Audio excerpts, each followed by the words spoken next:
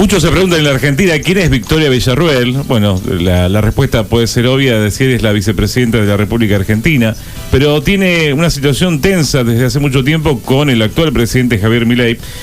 Hace poco tiempo ha salido un libro que se llama La Generala, que habla sobre Victoria Villarruel, una figura política que se conoce poco de su historia, se conocen algunas cosas, pero no en profundidad. Y quien ha profundizado en esa figura es la periodista Emilia Delfino, que es la autora de La Generala, así se llama el libro de esta biografía no autorizada de Victoria Villarruel. La tenemos en comunicación a Emilia. Bienvenida, Emilia, buenos días. Buen día, ¿cómo estás? Bien, bueno, primero contanos por qué surge la idea de hacer un libro sobre Victoria Villarruel. Bueno, es una figura muy relevante en el esquema de poder de la Libertad Avanza, es un cuadro de ese espacio, y faltaba contar, como vos decías, mucho sobre ella. Es una persona muy enigmática, muy reservada, muy hermética, y con muchos secretos que valía la pena contar, ¿no?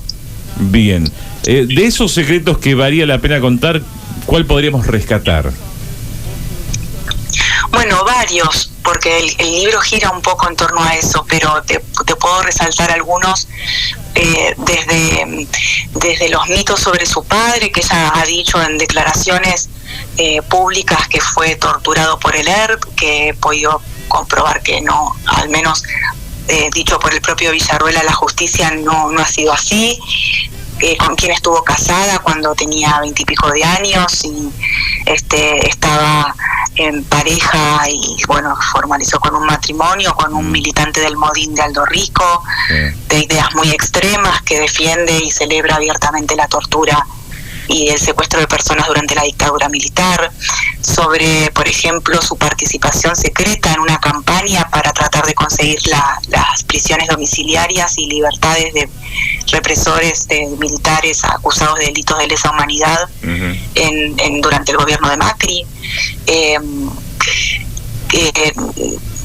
Desde cosas, te diría, casi de color, como que compitió en cama elástica cuando era adolescente, hasta su rutina diaria, digamos, ¿no? Una persona que es muy nocturna, que prefiere estar despierta de noche, que arranca tarde y se queda hasta muy tarde en el Senado, y que vive la interna con Milei primero, en una primera etapa, con mucha tristeza, dolor, desconcierto, porque ella no termina de entender por qué todos los movimientos que hace enfurecen tanto a los Milei y al gobierno. Del otro lado, los Milei consideran que esos movimientos son parte de una construcción que apunta solo a fortalecer a Villarruel y no al gobierno, y que ella hoy ya lo tiene asumido como un divorcio más, ¿no? Como su segundo divorcio.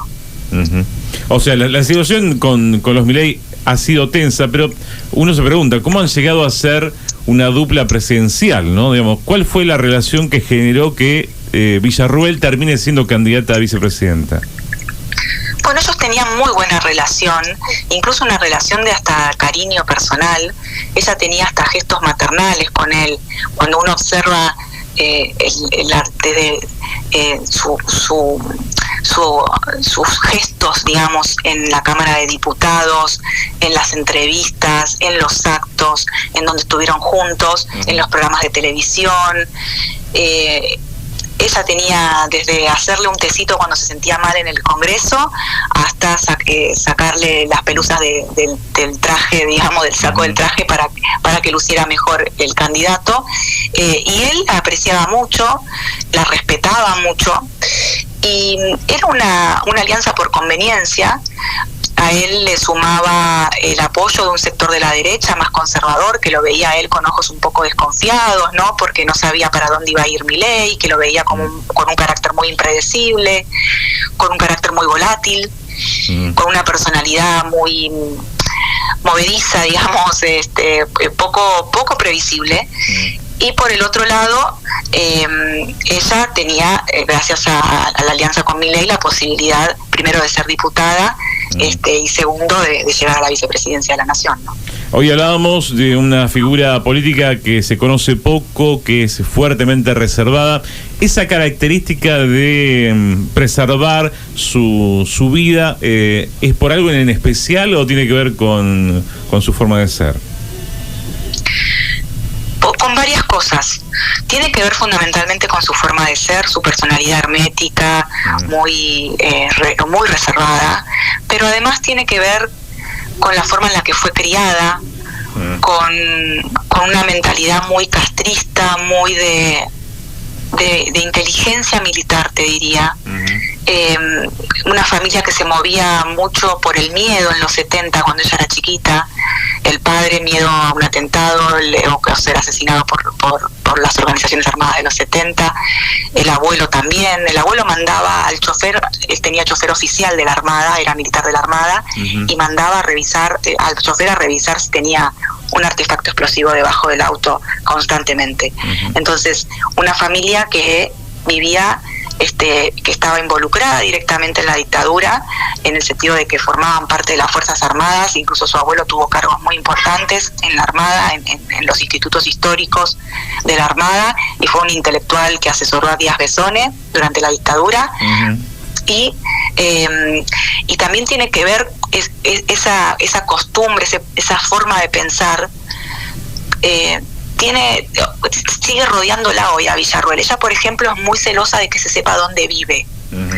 Yo logro contar en el libro dónde vivió durante 2024, en un barrio cerrado, un barrio privado en Pacheco, provincia de Buenos Aires, donde las casas no bajan de los $500.000, un barrio bastante exclusivo, donde ella alquiló durante un año, pagó por adelantado más de $50.000, según cuentan en el barrio, de alquiler, una cifra que no figura en sus declaraciones juradas, declaradas al menos, y que en el entorno de ella dicen que fue una herencia que recibió de su abuela y que se la gastó en un año de alquiler en esa casa para estar más protegida, a pesar de que tiene custodia obviamente oficial, para estar protegida, para disfrutar del verde, para estar un poco más aislada, ¿no?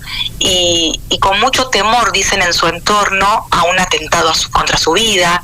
Digamos, hay muchas características que la hacen tan reservada y hermética, ¿no? Cuando se habla de Villarruel siempre se habla de su padre y de la reivindicación de lo que pasó en la última dictadura militar. ¿Sigue siendo de la misma manera esa reivindicación o ha ido cambiando a lo largo del tiempo?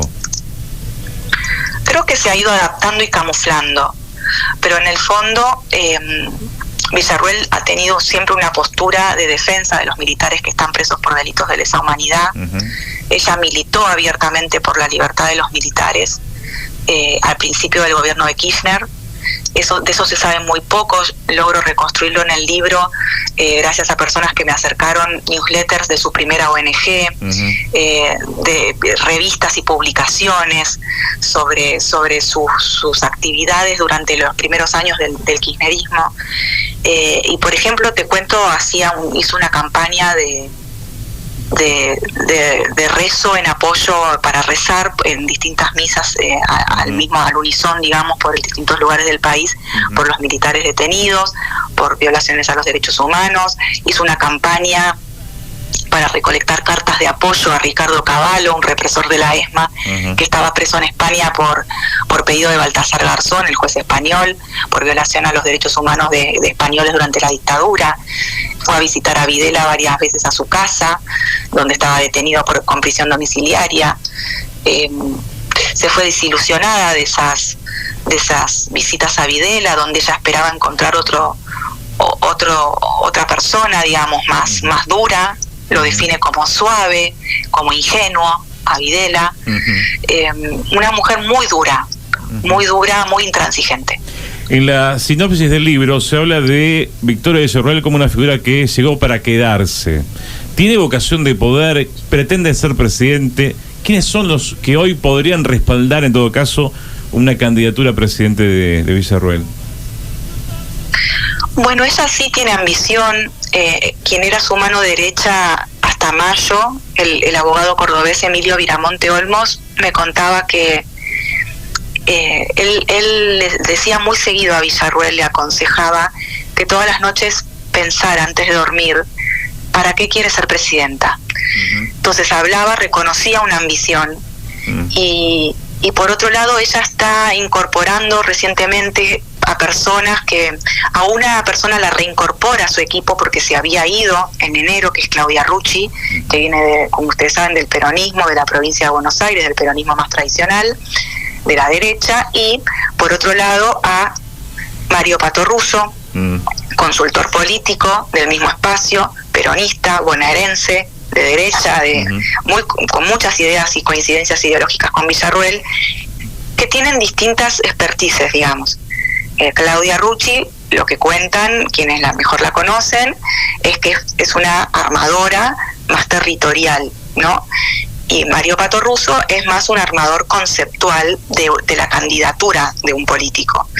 Trabajó con Milei en 2021 y gracias a esa campaña Milei es electo diputado, y también Victoria Villarruel. Es quien elige a Victoria Villarruel, el que le dice a Milei que tiene que elegir, es el último, el que da, digamos, el último consejo para que Milei confirme a Victoria Villarruel como candidata a diputada por La Libertad Avanza en 2021. Y es por sobre todo, es también, bueno, trabajó con Guillermo Moreno también, y es eso, ¿no? Es un armador de candidatos. Entonces ahí hay dos pistas. Una es Claudia Rucci, armado territorial, provincia de Buenos Aires, peronismo, y el otro es Mario Pato Russo, provincia de Buenos Aires, peronismo otra vez, armado de candidatos, ¿no? Bien. La general es una biografía no autorizada de Victoria Villarruel. ¿Ha tenido algún tipo de comentario, acercamiento, reacción de la propia figura de Villarruel? Después del libro, no, sé que sigo en contacto, digamos, por cuestiones periodísticas para estar informada, dialogando con su entorno para saber hacia dónde va a ir, cómo está viviendo la interna con Milei, pero no he tenido, digamos, una devolución de parte de ella. Bien. Se la ha visto muy activa a Villarruel recorriendo provincias, haciendo actos públicos en diferentes partes de la Argentina. ¿Eso es parte también de esta idea de la búsqueda de convertirse en algún momento en candidata a presidenta, por ejemplo? Bueno, tiene que ver con varias cosas que sí, te diría, que contestando tu pregunta sí, pero que tienen que ver con varias cosas. Una, con potenciar su imagen positiva y hacerse conocida, más conocida de lo que ya es, porque es la vicepresidenta de la Nación y ganó una elección con muchísimos votos junto con Milei, pero capitalizar eso para su imagen, no la de Milei, no la del gobierno, su imagen personal, su proyección política, y no siempre pensando en Villarruel, no que es lo que le ha traído los problemas sobre todo con Milei y el gobierno, y por otro lado también para crear alianzas para lo que ella pensaba para la función que ella creía que podía llegar a cumplir como presidenta del Senado en el gobierno de Milei, una función que Milei o los Milei no le respetaron, no le dieron, no la incluyeron. De hecho, quien se sienta a negociar con los gobernadores o dialoga con los gobernadores y los senadores es Santiago Caputo, entonces que de alguna forma siempre vino a puentearla a ella, ¿no? Y con quien incluso hubo un intento de tregua en los últimos meses entre Villarruel y Santiago Caputo, pero no pudo avanzar.